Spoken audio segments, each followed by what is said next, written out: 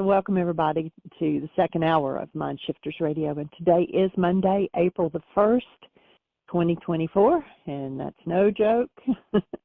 And our call-in number is 563-999-3581, and press 1, and that puts you in the queue to talk to us, and we would love to hear your comments and questions because that makes this your show.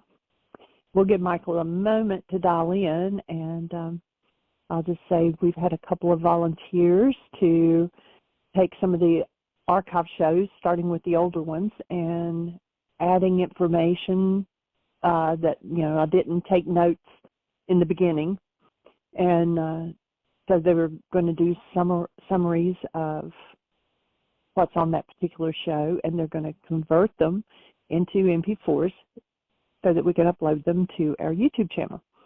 So we appreciate people volunteering to take on tasks like that. They're not hard, but it is definitely time-consuming, and we appreciate the offer to take care of that. So Michael has joined us, so I'm going to say welcome, Michael. Thank you, dear heart, and welcome, everybody. Delighted that you're here. And did you announce the two different projects we could really use some help with, sweetie? I just announced that we had a couple of people that were going to work on converting the archived radio shows into MP4s, but I didn't mention the other one yet. That one. Well, why don't you go ahead? Okay, well, we had talked about, there's one of the things that has to be done to turn an MP3 into an MP4 is it has to have a picture. And so we created, it's actually a picture that's on our website of the microphone that says archives. And it requires that you open the JPEG, and then across the lower middle part of the picture, you add text that says, like, for instance, January 2021, Mind Shifters Radio, or February 2021, Mind Shifters Radio. And that will be the picture for all of the shows for that month and that year. And so that's just an extra step that needs to be done. I'm not sure if the people that have volunteered to do the conversions can do that too. The only thing is having a third person do that. They're going to have to stay ahead of the guys that are converting because they have to have the picture to actually convert the MP3 to an MP4. So they'd have to, whoever did just the pictures would have to stay ahead of them. So I'm not sure, haven't heard back yet whether the people that are going to do the conversions can do that as well. And if you're familiar with how to do any of that, converting from MP3s to MP4s, we're going to actually give each person a section. You do from this month to this month, or you do whatever, and that way they're not each converting the same ones, and listening to the shows as they're converting, and so therefore they can give us a summary, because when I upload them to YouTube, I also need a description that's going to be searchable. And it doesn't have to be a big, long summary. It could be, Dr. Michael Rice explains codependency, or the discussion is about breathing, or the discussion is, or whatever. Just, even a short. Or it could be more detailed. Right, but, It'd be nice that's more just detailed. something that it becomes would be a searchable searchable. database.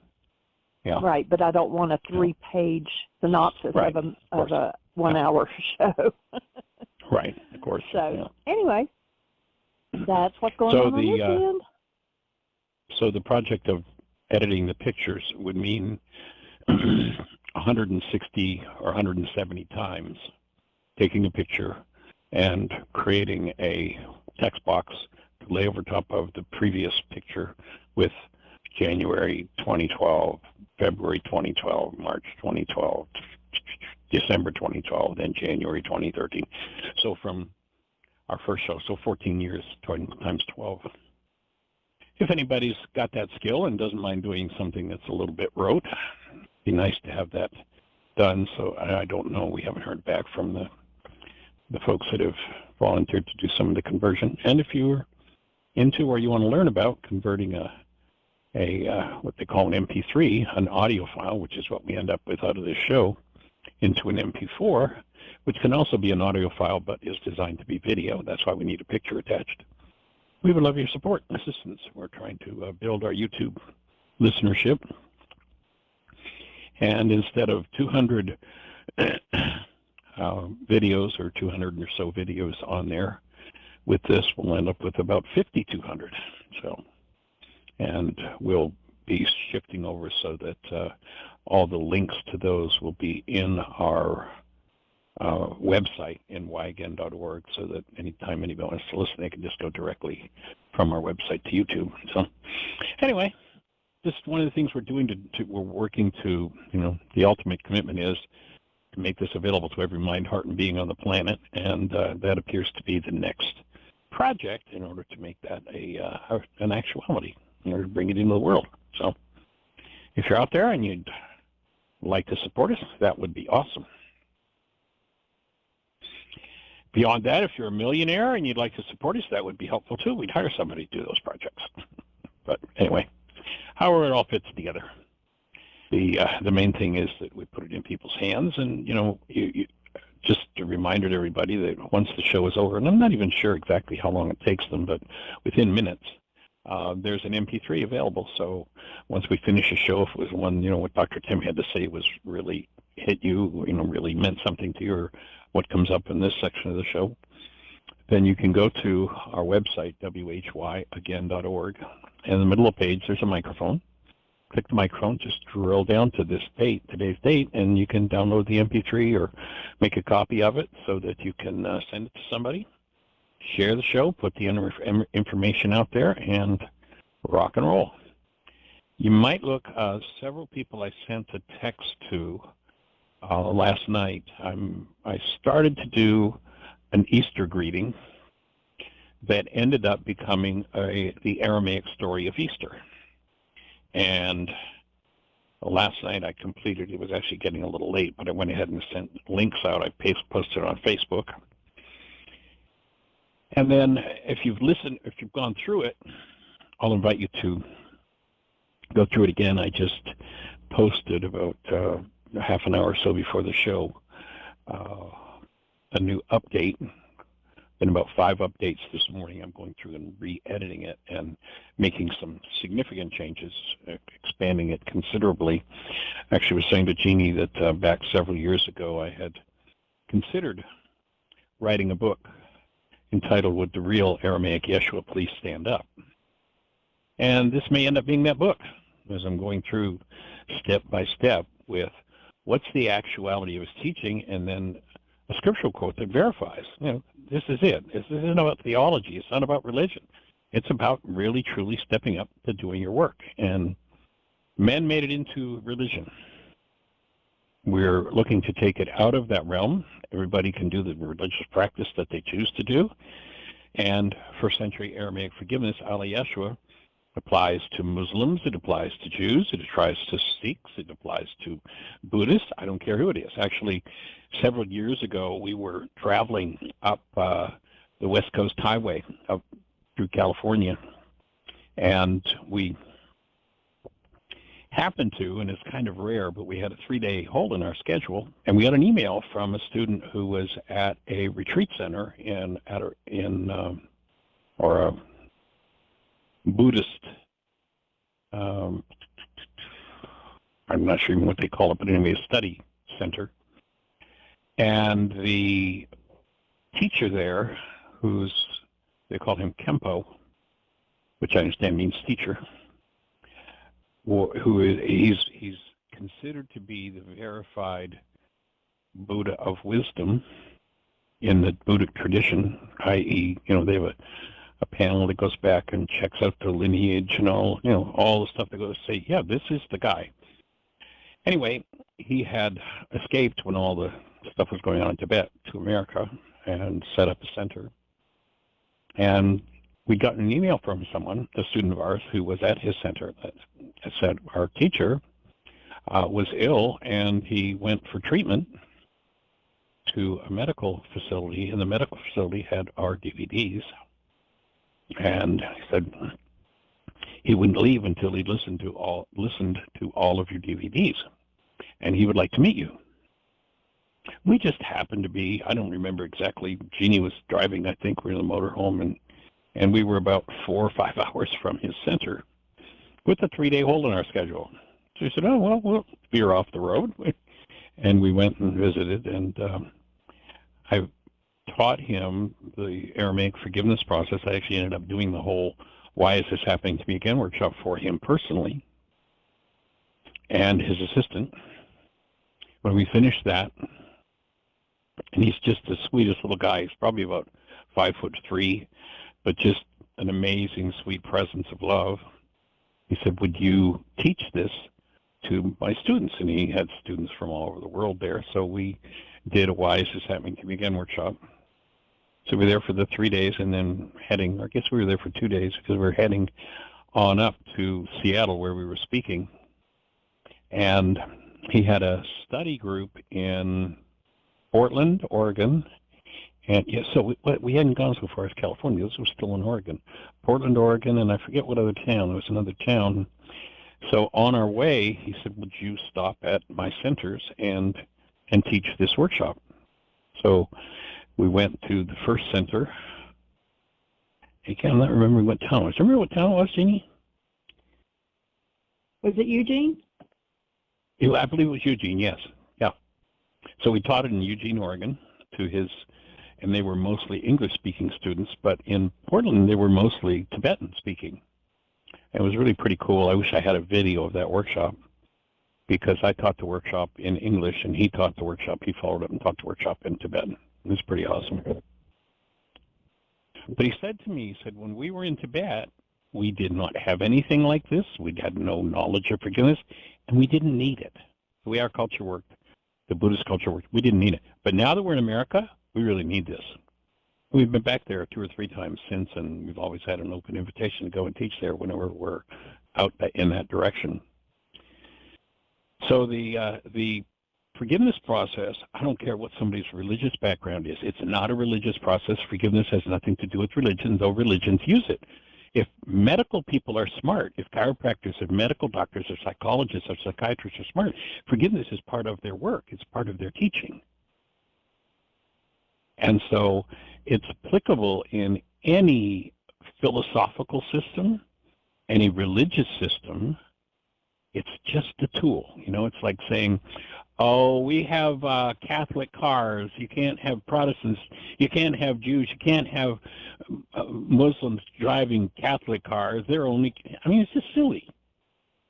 Forgiveness is just a tool, and it's applicable.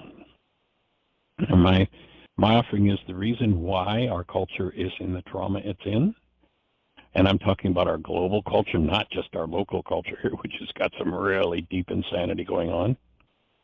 Starving in third world countries, or people starving in America. By the way, there are some states, sadly in particular, 14 of the 15 states that have the most starving children are what we call red states.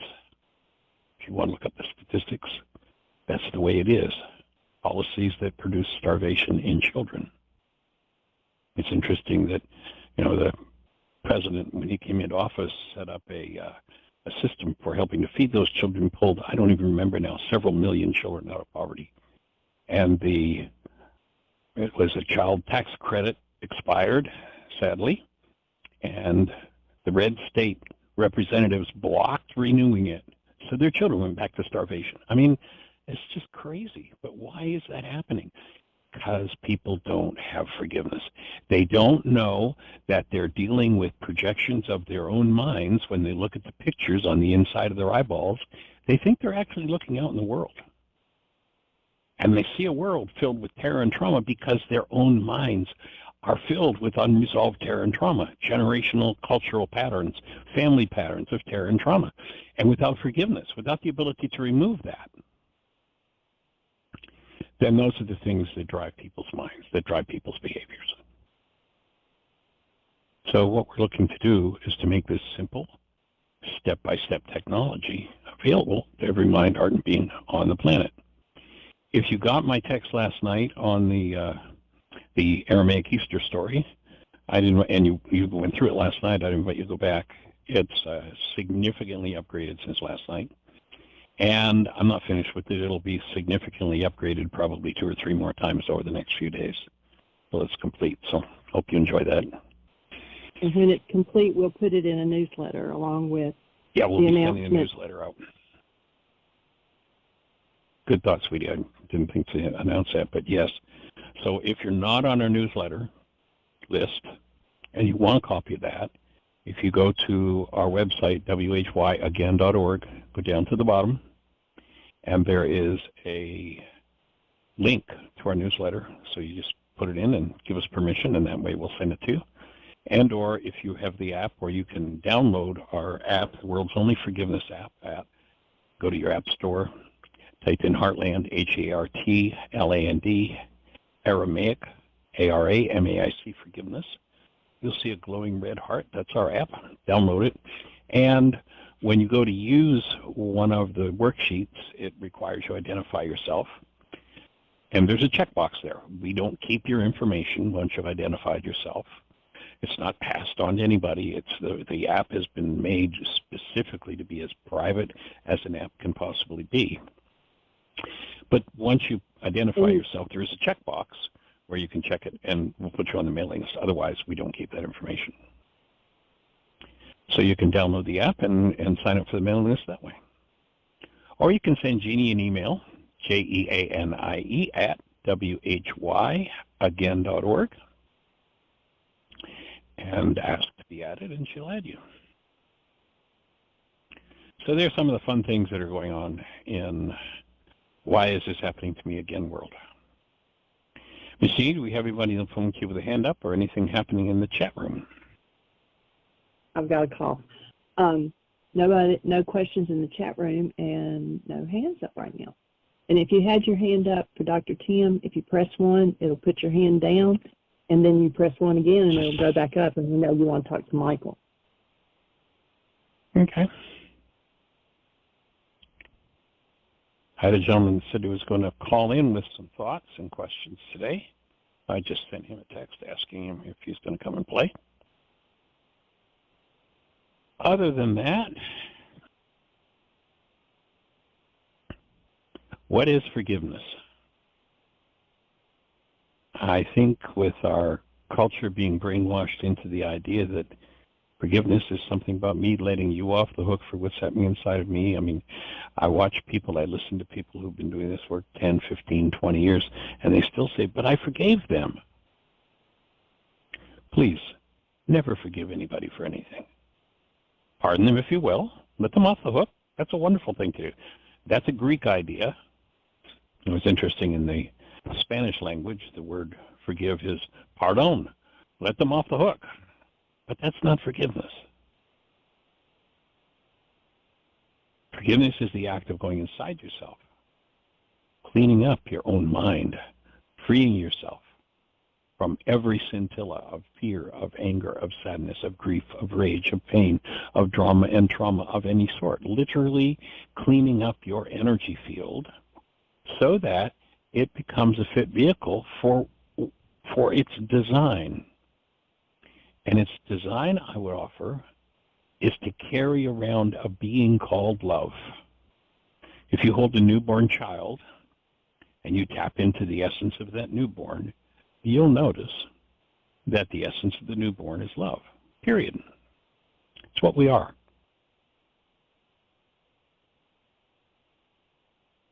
If our body-mind unit, you'll look in the scriptures and you'll see it talks about what was called the mind of man, man being the red clay, Adamos, the mind of Adam.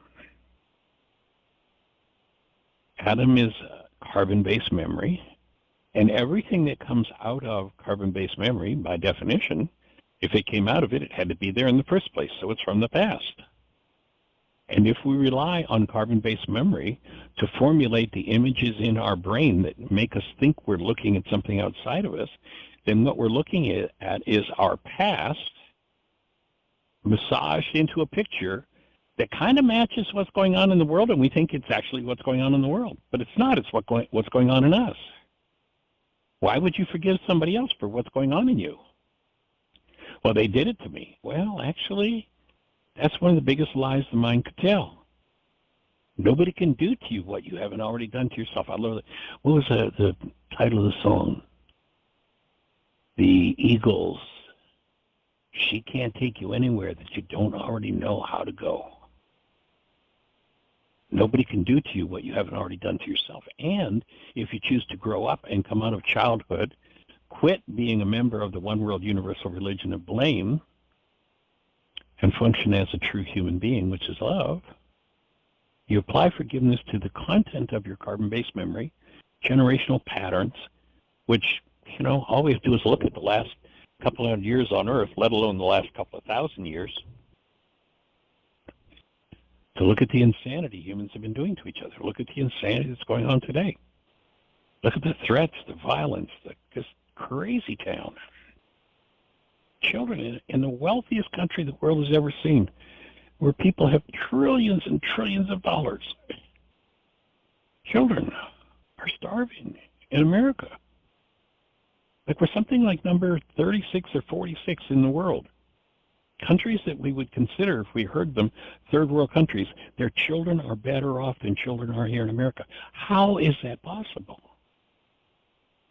Because poverty of mind, violence of mind,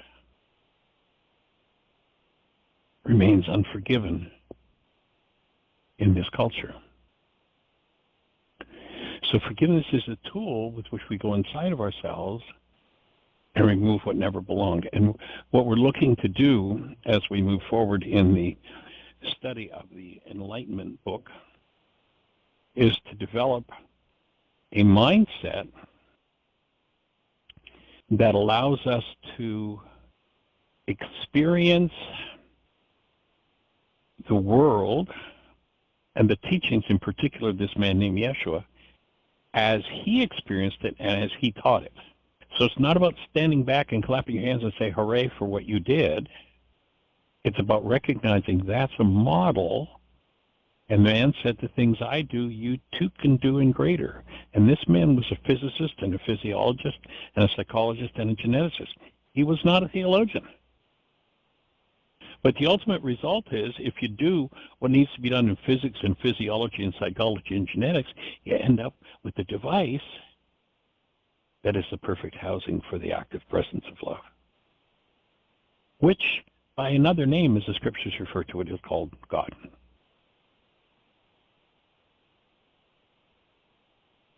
It's not about religion. It's about living as human beings and having a fit vehicle for the expression of love on the earth. And what we're working to do is to bring forward the tools that people can uncover in themselves the empowerment and the capacity to function as that presence of love. So we've been looking at the dictionary, and I think we're on page 88. And we've talked about the word nafsha. We read the whole section on nafsha, which is the word that has been translated as soul. And if you're down toward the lower half of page 88, you'll see the word nartun as a verb. And that's the word that's used in the Beatitudes, where the historic interpretation by the Greeks of that beatitude shall inherit the earth. It's kind of like a passive, you would do this and somebody sort of gives it to you.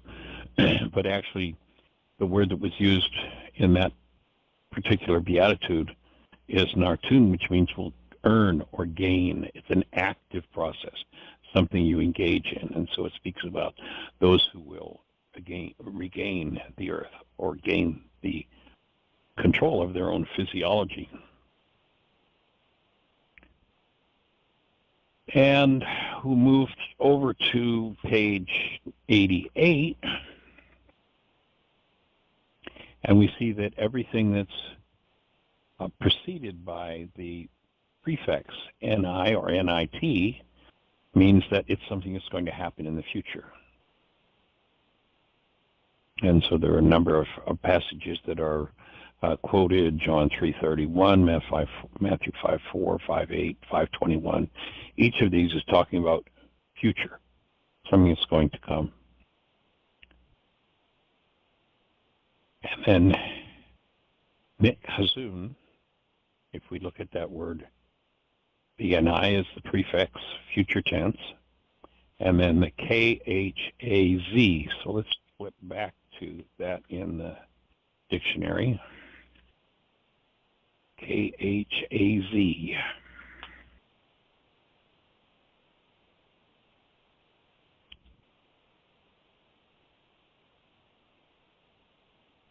So we'll see, we'll notice, understand, comprehend, learn, and accept.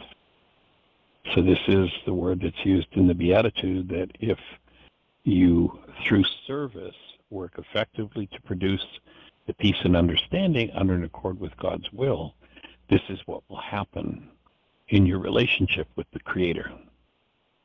And it speaks of, in Aramaic, as the Creator as Allah, the invisible source of creation.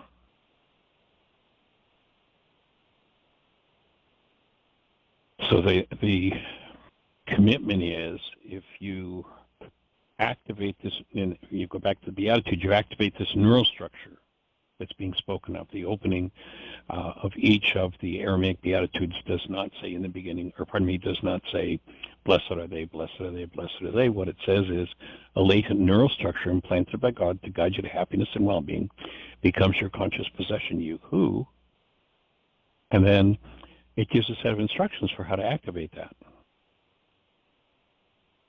And so here we're speaking about this state of earning and moving into a space where we comprehend the Creator. And the word near, N-I-R-E, yoke, ties, service. So we're going to activate, we're going to move into taking on this work. Those who, through service to this particular beatitude, is latent neural structure implanted by God to guide you to happiness and well-being, becomes your conscious possession. You who, through service, work effectively to produce the peace and understanding under and accord with the Creator's will, you will comprehend the Creator. Will develop an ability to be in such resonance with that active presence of love that's so far beyond the capacity of our minds to even start to put into words. But what will happen is comprehension will come. A promise is there that if you get this state of mind settled, then you will reach a place where you are in deeper relationship with the Creator. And then the next key word here, nitbeun. So the idea or thought represented, again, we're on page 89 if you've got the book. If you don't have the book and you'd like to get a copy, we'll pay the shipping. If you just go to our website, if you go to the catalog, you order it, it automatically adds shipping to it. We can't change that. But if you just go to our website, at the bottom of the page, there's a donate button. It uses PayPal. You can use a credit card or anything. You don't have to have PayPal. But the book is $25. PayPal actually takes a percentage. So if you make a donation of $26, we'll pay the shipping, and we'll get it out to you as quickly as possible. And it's a text that you can spend. I mean, I'm going through it now for probably the 10th time in the last 40 years, and getting another level of understanding. So the idea, nitbeun, is that if we'll engage in this work, quote, you will be cured of mental stress.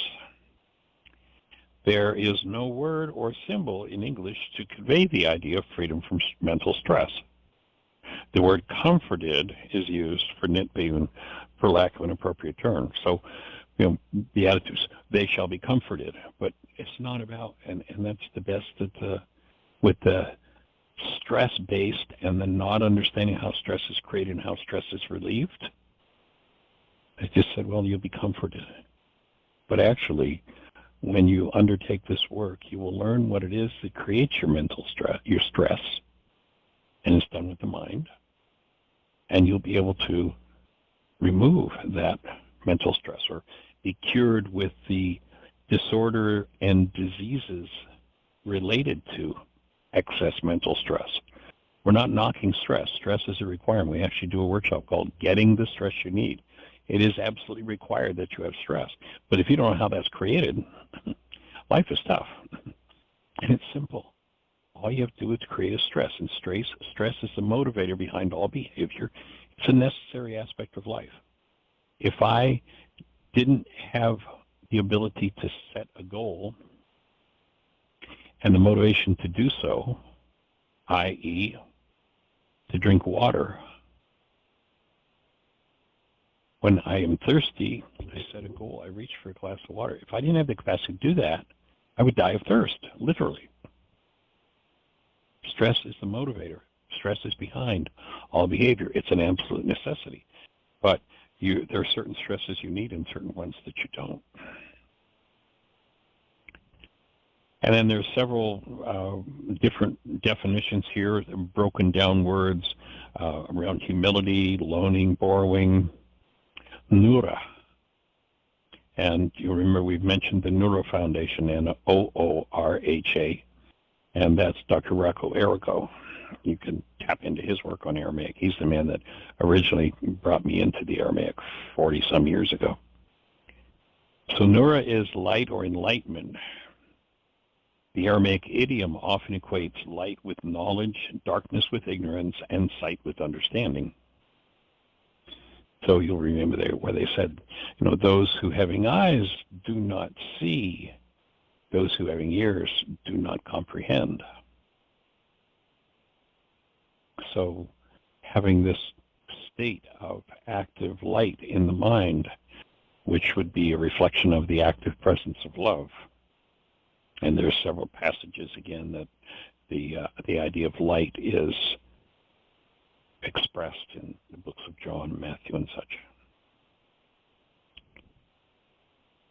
So light, and then Nura Kun. So let's flip back to K-O-U-N, and see what we've got. K-O-U-N.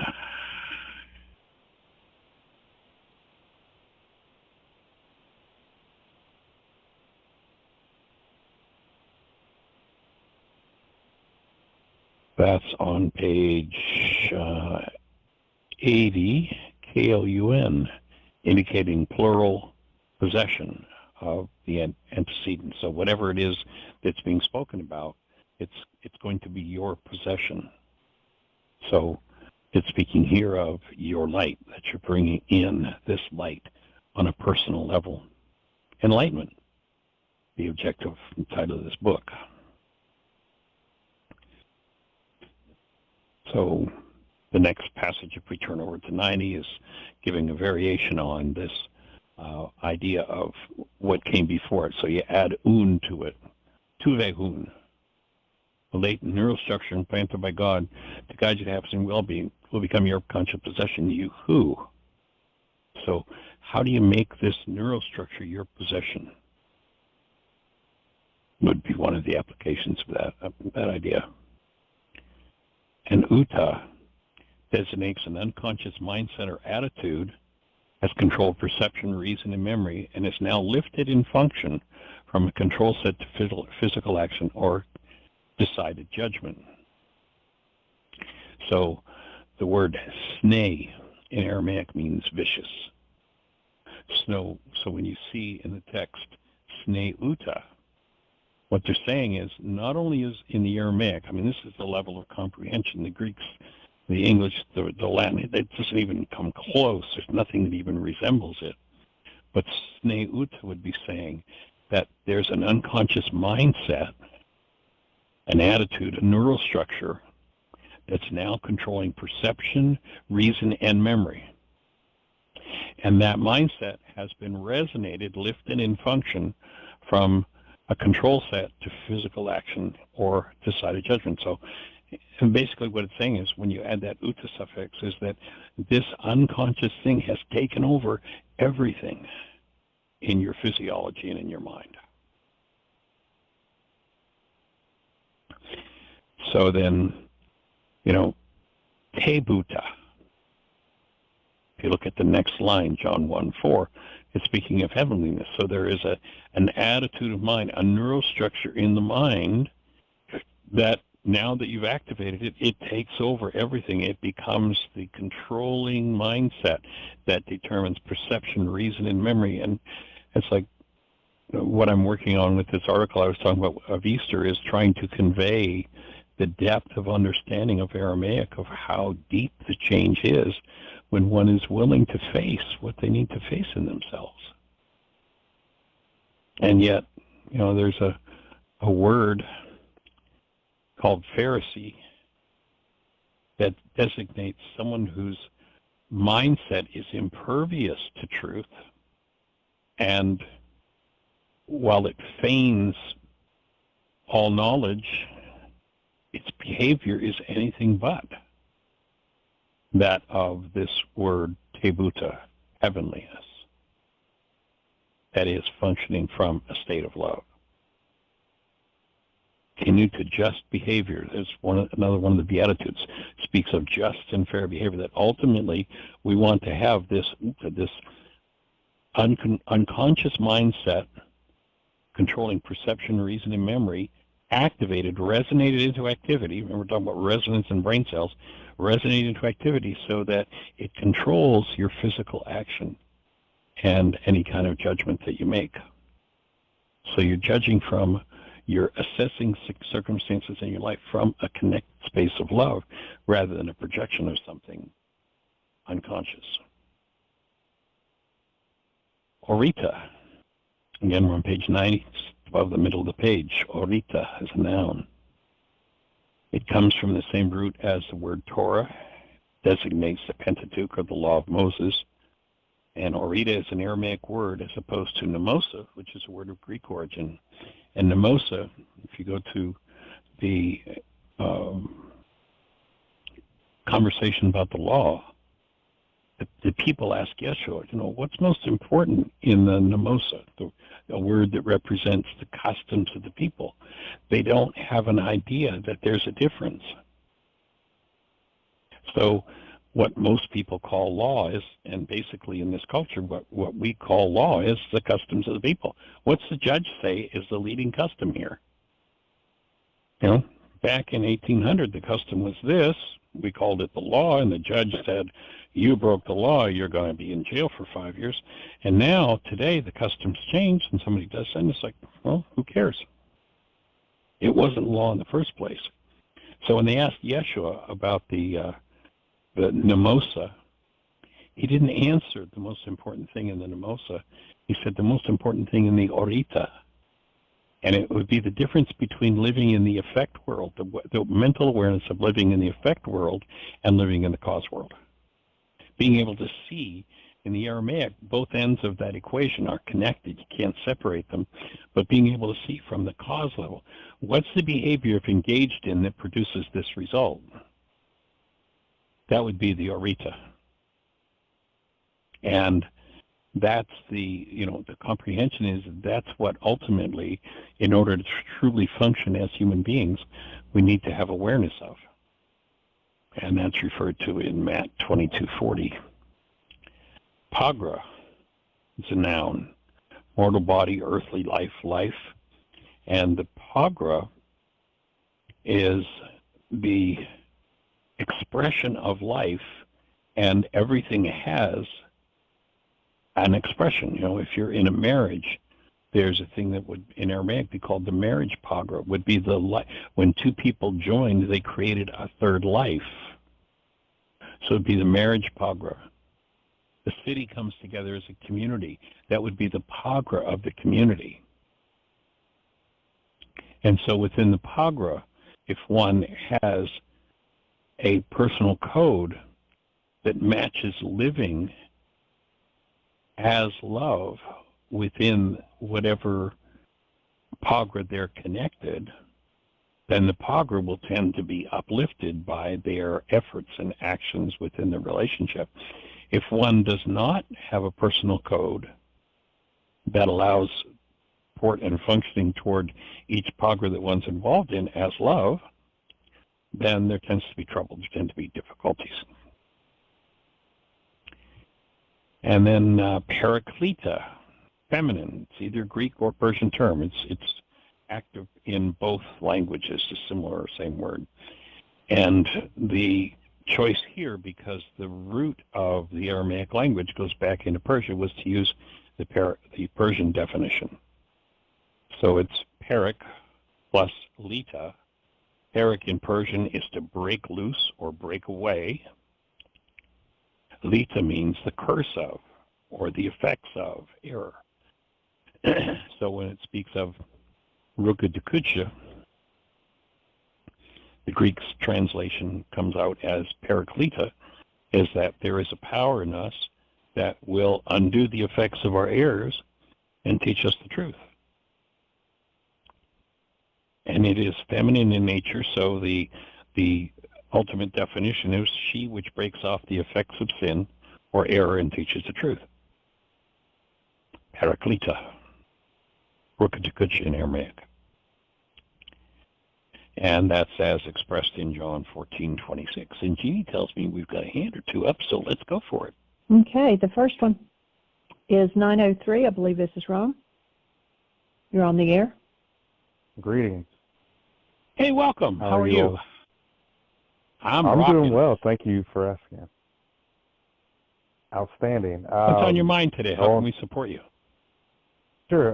Well, it's relatively simple. I was wondering in regards to the book that you all offer, if gone to the website, I typically have things sent to my POBox, but is this something that would need to go to a physical address?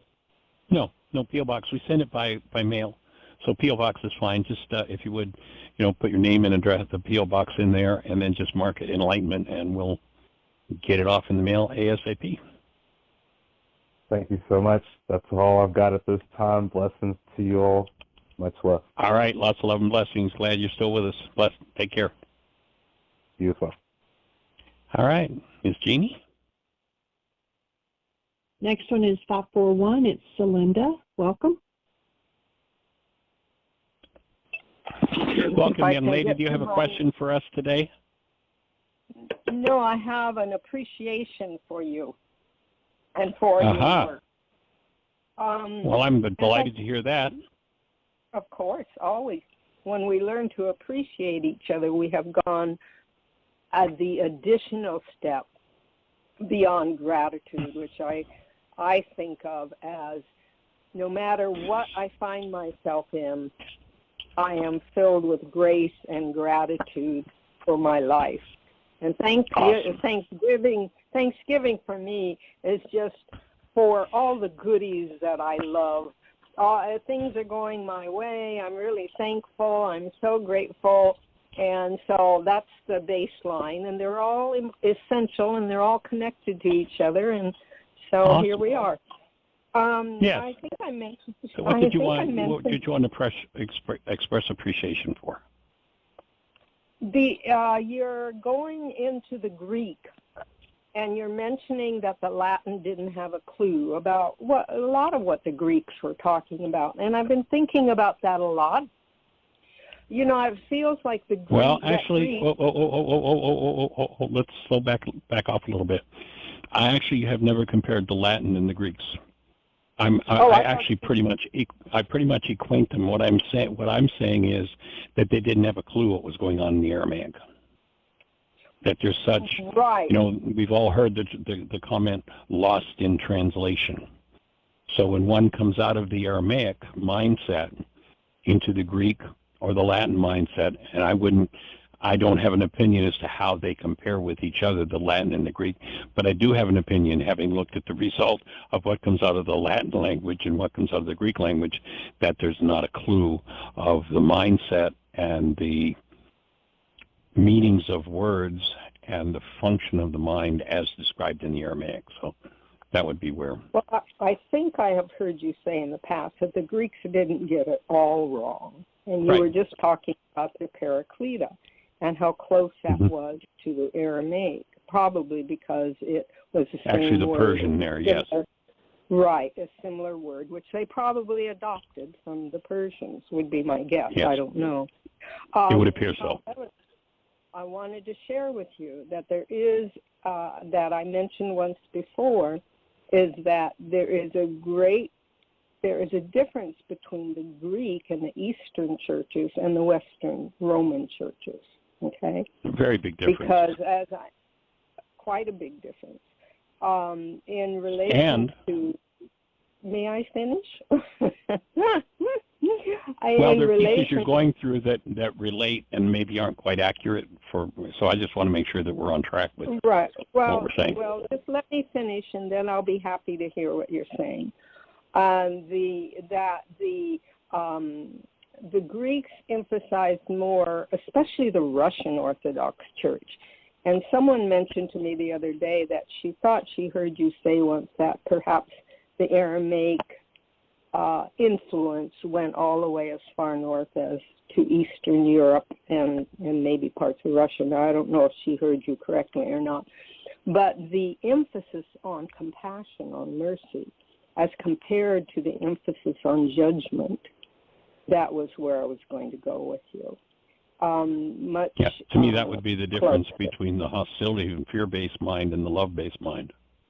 Exactly. And so there were some, and maybe that's why I was always drawn toward the Eastern churches, not the Western churches, because I didn't feel the condemnation, even though there were areas that I just kind of left alone and was so blessed to hear the Aramaic understanding. Oh, I see. Okay, I can drop those. But there were resonances that were very helpful to me, and I just wanted to share that with you. So there are passages that I've heard you say the Greeks didn't get them translated wrong, but there was so much they did because they didn't have forgiveness, they didn't have a lot of things, and that they turned Yeshua into some sort of Horus or whoever that Egyptian god was, just basically turned Yeshua into a god. Right. To be worshipped, and I understand all that. Now I'm very open to what you were going to share with me when I might have missed the mark. No, that's gone now. I'm not even sure it was just a small refinement. So right. It's gone. It'll come, sir. It'll come again. All right. I just wanted to share that with you, and thank you and Jeanie so much, and you just are in my heart, my blessings, and my thoughts. Received, thank you. and thank you returned. For sending me all of those versions of what you've been working on now. Very exciting stuff. Thank you, sir. And Jeanie, too, for support. Yeah, if you click the link to the Facebook page, it has the latest edition, which I've not sent anywhere, but it's on the Facebook page. It's some significant upgrades. Right. With those significant upgrades, did I hear you say that eventually they'll be on the Why Again link down below at the bottom of the page? I thought you said something like that, because I don't use Facebook. Yeah, probably will be, and it'll come out in the newsletter. Yeah, he was actually saying if you're not on their newsletter, that's at the bottom of the page on whyagain.org. Oh, gotcha. And if you're in our newsletter already, then the next newsletter that'll go out just here in another day or so will have the full completed article, as well as announcements on where Michael's going to be in Florida and on the Women's Intensive and any other announcements that we've got coming up that's new. Well, I'm waiting until you both end up exploring Pine Valley. I'll have to live probably a long time. Probably going to be a while, dear heart. Yeah, I know. 50 years or so, but we'll make it. So, there's a physician in Florida that's been doing my work for the last 30-plus years, and he's set this up. Otherwise, we're not doing any real traveling. That's just not in the cards at this point. I know you're right. Especially with the fact that Aria Rain's got a new baby brother coming in August or September. So that's going to lock us in here on a whole other level. Yep, right. It is. Delightful time. An Easter card. Unfortunately, I won't get there quite on time, but I did ask her to please never mind, because our resurrection day happens every moment, every day of the year. So. Awesome. All right. You have a blessed one. Thank you. And I think I'm on your newsletter. So that's good. Okay, cool. It's all good. All right. You just keep All right, talking, blessings. you two. It's on it. All right, Miss Jeanie. That's all the hands that are up. Okay. Well, then let's move on down to, we're on toward the bottom of page 90 in the Enlightenment book with the dictionary, going through the dictionary. So Pogdana is speaking of the commandments. Oh, here's an interesting one, Pagra. You know, it's interesting how the hostility and fear-based mindset wants to make sure that their hostility and fear-based mind is approved by Yeshua. So when he goes into the temple, because they've made the temple a place of business, he cleaned it out. He's saying this, commerce doesn't belong in here. You've got to have a dedicated space for support of living your human life as love. And so he went into the temple, and they put a whip in his hand, and they tell us he whipped. Well, Pagra, that's what he had in his hand. And a Pagra in Aramaic would be a small broom that would be shooing chickens out of the dirt floors, and so he'd shoo the chickens out of the kitchen with a Pagra. He wasn't whipping anybody, but he did go in there with clarity and power. And I think that's what they interpret. In that time, and it's not much different now, people aren't used to seeing true, powerful presence of love that is clear enough to speak up in truth and hold accountable those that are off base with truth. He went in with, I would offer, Rachma active in his mind. He followed his own first law, was fully connected with love. Clarity that it was time to hold this accountable and move this out. But he didn't have a whip, and he wasn't angry. It's just, it's just a fraud. Wasn't there. So that word Pagra, it's kind of a humorous one. We realize he had a small broom that they would use for cleaning chickens out. Peshitta, being true or without fault, and that's the text that this translation comes from in Aramaic. And it's interesting that in some circles, in order, I think, to uplift the Greek, if you remember, if you saw the movie My Big Fat Greek Wedding, you'll remember the father in the movie, everything that was wonderful about the world, Father assured everybody that it was the Greeks that did it. And so this idea of the Greeks did it is a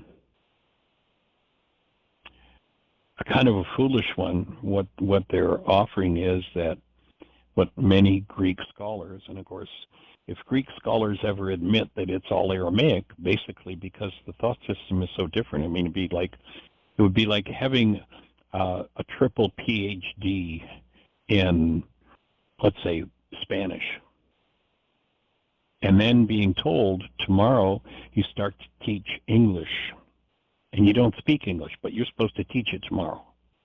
That would be the leap from being the top scholar in the Greek world, and all of a sudden having to go to Aramaic tomorrow.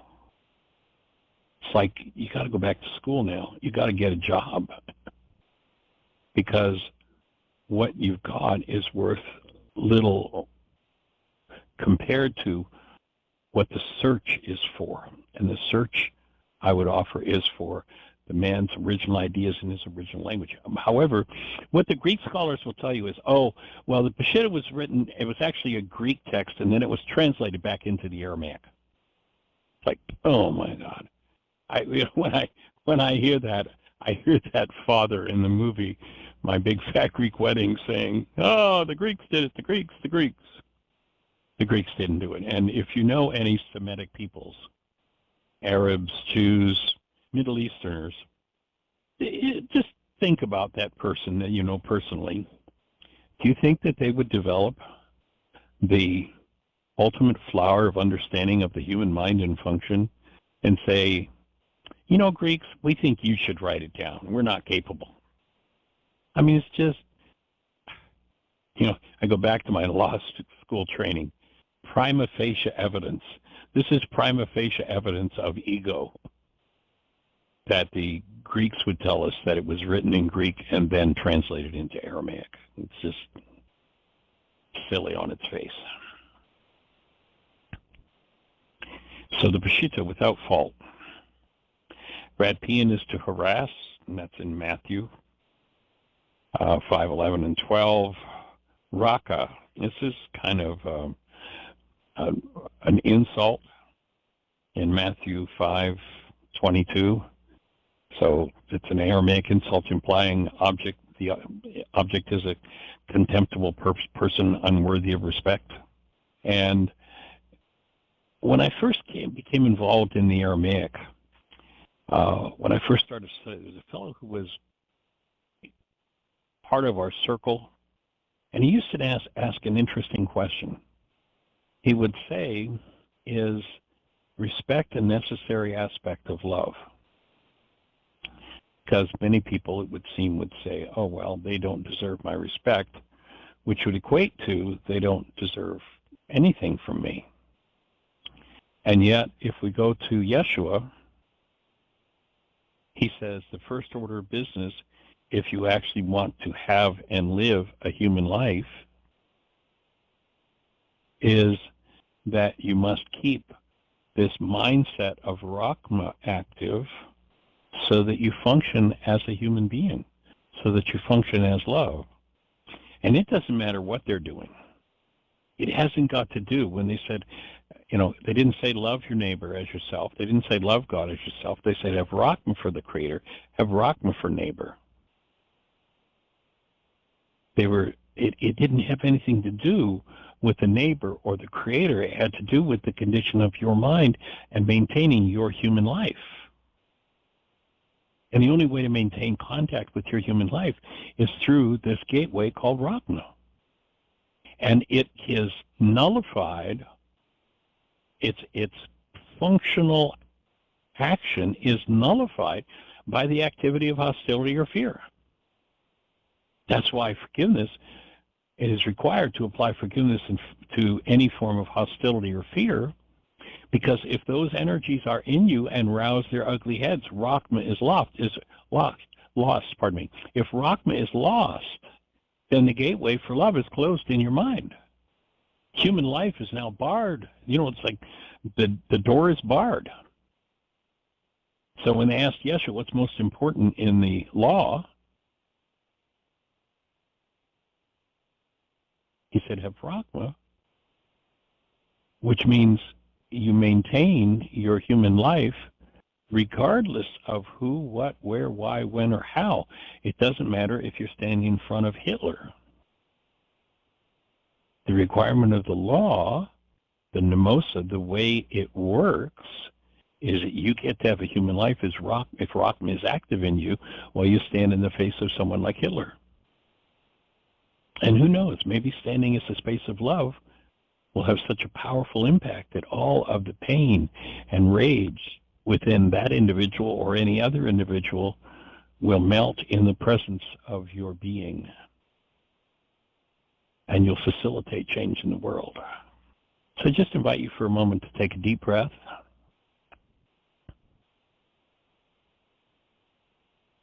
Imagine that gateway in the frontal lobes of your mind, your brain are opening. Rahma is open.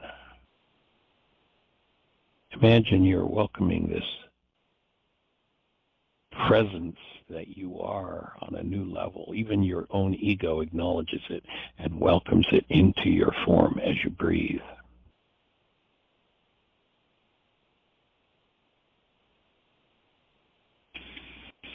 The presence of love fills every cell in your structure, and you're able to extend that energy from beyond your own cellular structure, literally to everything and everyone in the world.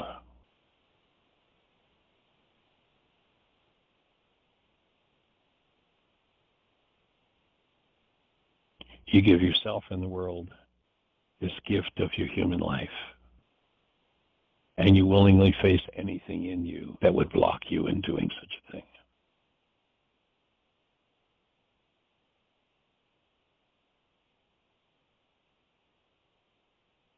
When Brahma is set, that filter in the frontal lobes of the brain, Kuba, is automatically set and extends that actual energy of love out into the world. And you become the light of the world.